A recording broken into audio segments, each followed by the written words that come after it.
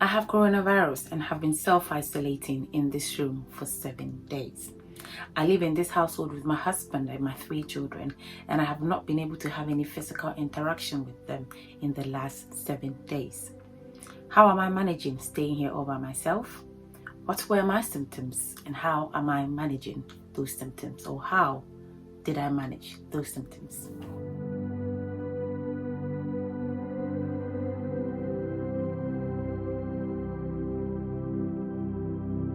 Hello lovely people, welcome back to my channel. This is Aquia, pronounced Aquia. If you're new here, welcome to this channel and I hope you subscribe and become part of this family. If you've already subscribed, thank you for coming back.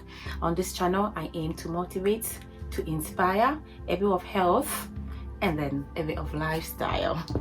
So as you know, I am a nurse in the UK and just last week I got diagnosed with the coronavirus disease.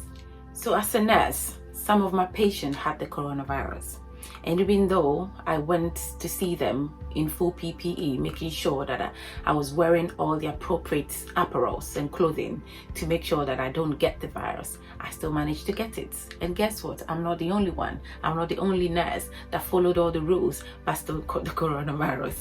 It's ironic, isn't it? Just 3 weeks ago, I think 3 or 4 weeks ago, I had the vaccine for the coronavirus. It was actually given to everybody in my team, and within 2 weeks, I still managed to get the virus. It didn't spare me. I've had people ask me why I still got the virus even though I had taken the vaccine. Just to make you aware that the vaccine is meant to be 2 doses. You're meant to have 2 doses before you can be really effective in your body. And I had only had just one vaccine. And that one vaccine, I think, gives you just about 50% protection. So I wasn't fully protected.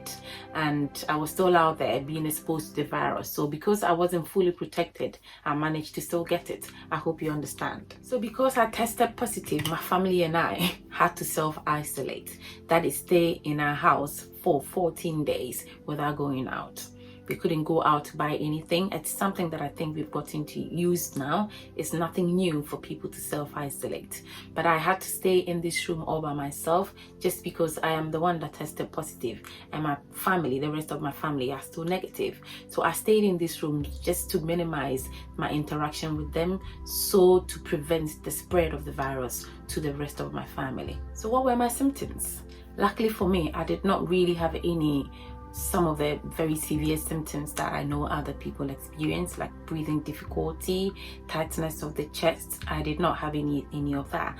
I did not really cough as well. It's just recently that I started having these mild coughs. But my main symptoms was having a very severe cold and migraine. I really had a very bad migraine that really affected my eyesight. My eye will water. I had watery eyes that I could barely open my eyes, and it was so intense and painful that I had to take something for it. I did not have any temperature as well. My temperature was still quite was in the normal range, so I did not have any problem with fevers or anything. But I had a very severe headache, migraine, and I had cold, and I also felt very feverish, like not fever, but I felt really unwell, that I had pains all over my body, my joints and my muscles everywhere was so painful. If you've experienced what malaria is back home, then I come from Ghana, so you will know what I'm talking about. It's the feeling of having like malaria but without fever. So it was, you makes you feel really sick. It's a feeling that sometimes I would say it's very undescribable. It's very difficult to explain, but you know you are very unwell. And but it was really mild for me, I would say. Even though I was very unwell, I would say it was mild for me, because some people do experience very severe symptoms that they end up dying or they lose their lives. But I was very fortunate enough. I also lost my sense of taste and smell, that everything that I put in my mouth, I couldn't taste anything, I couldn't smell anything. It's like it was blunt in my mouth. I was just eating my rice just because I had to fill my belly, not like I was enjoying the food, or I was eating, let me say, I was just eating and drinking because I had to eat. But I couldn't taste anything and I couldn't smell anything, and that, I think that is one of the main symptoms of the coronavirus. As of now, I still cannot really smell stuff. It is coming back, but it's not fully there. I would say I have just about 50% there with the taste as well. I can still not really enjoy my food because the taste is not there. And sorry, I still have mild coughs like this. It's just up here and it keeps coming up, but I am much better than I was before. The cold is still there, but it is manageable. The headaches are completely gone. The headaches lasted for like 3 days. For 3 days I was having, you call it the night nurse. This was my go-to. This was my savior. This saved me from the headaches. So that's why I had it here. I have 2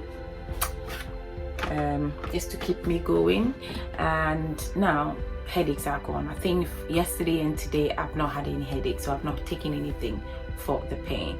But basically I am getting better. I've heard that and I've read that even when you come out of it, you still will have some symptoms, but you might not have the virus, but the symptoms might linger on for a bit more days, some say weeks, before you completely come out of it. So I'm still getting there, but I'm not there completely. So I am still here.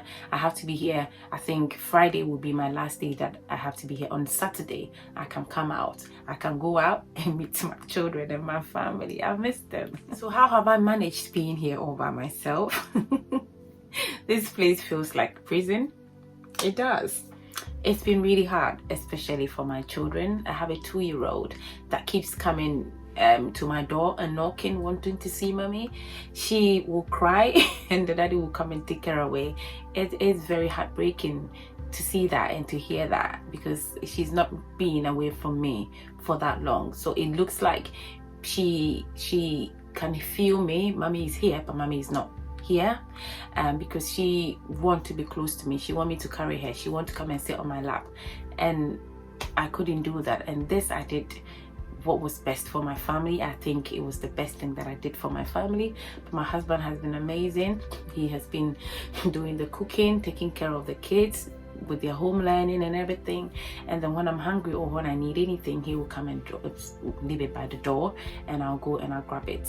And then later he'll come and get them. And we have hand sanitizers all over the house. I have my mask. I have a pack of masks here that I keep changing. I have gloves.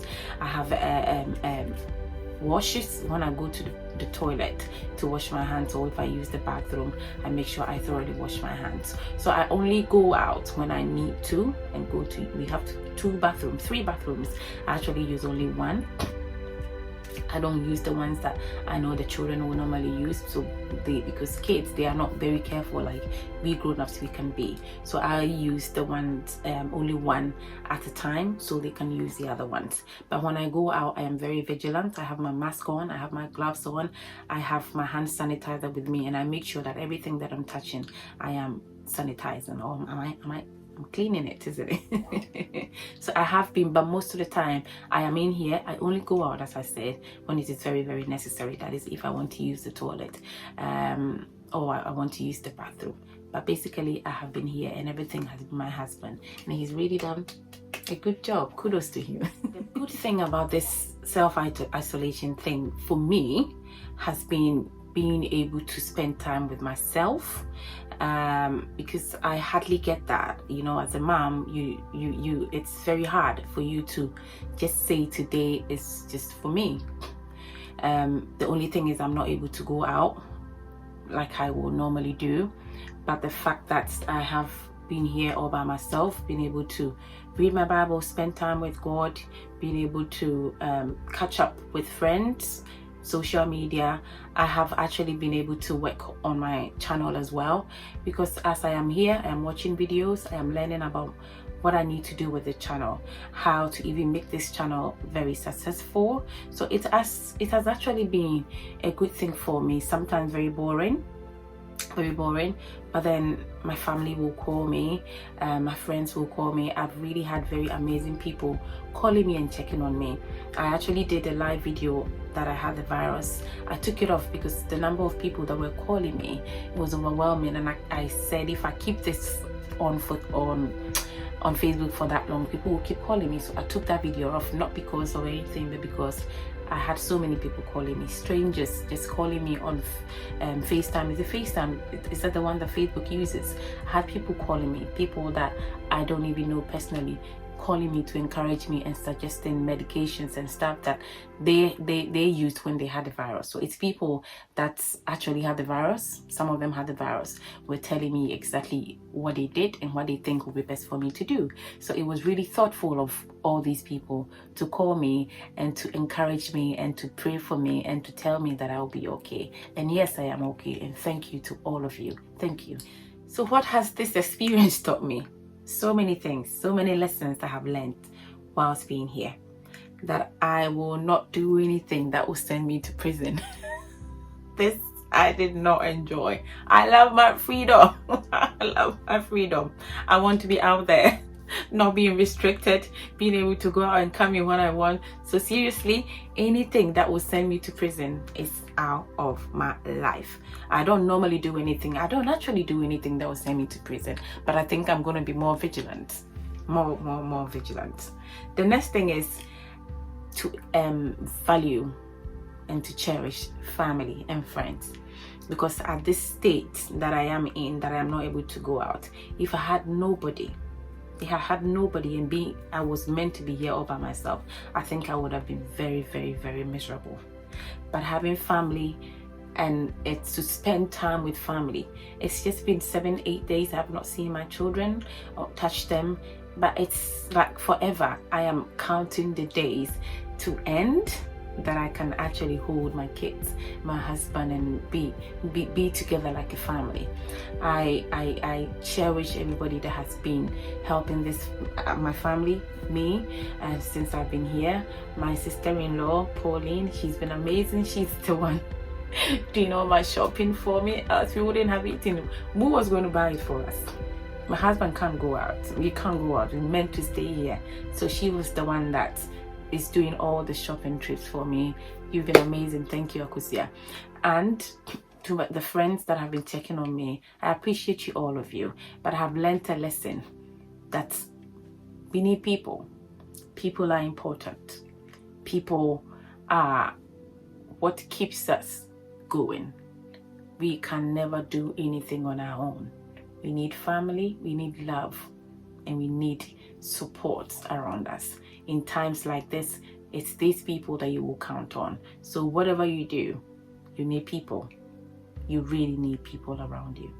The next thing is to appreciate the people around you. Spend more time with my family. Spend more quality time with my children. Sometimes I shout, which I know. I shout and they know, Mommy, you are shouting. Just spend quality time with my kids instead of shouting all the time, because the 7-8 days that I have been here, it hasn't been really easy for me. I miss them, and I miss having them around me. I miss being able to hug my children, being able to touch my children, being able to spend time with my husband. So I think going from here, this is one thing that I've learned, to try and spend quality time with my family, and also try to catch up with friends. I know we can be very busy sometimes, but when you are here, as I have been here all by myself, I know I need friends. I need to talk to people. I cannot be here all myself. I need people. You need people. You need people around you. You cannot be a loner, because in times like this, you will be lonely. You will be depressed. But when you have people around you that you can talk to, they will call you, you chat, you laugh on the phone, it will make the whole experience quite very enjoyable and very easy. But when you are alone and you have nobody, you are not very sociable, then this experience, you will be very miserable. So going on from now, yes, to be much more sociable, because I need people. I couldn't have done this without everybody. So on Saturday, I am out of here, never to stay by myself anymore. On Monday, I am going back to work, and when I go, I pray I don't get it again, because I will be extra vigilant.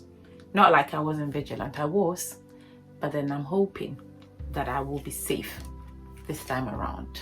Thank you for watching, and thank you for staying here all this while through my blabbing. But I hope that you have learned something today and you have been motivated. The coronavirus might be around for a long time.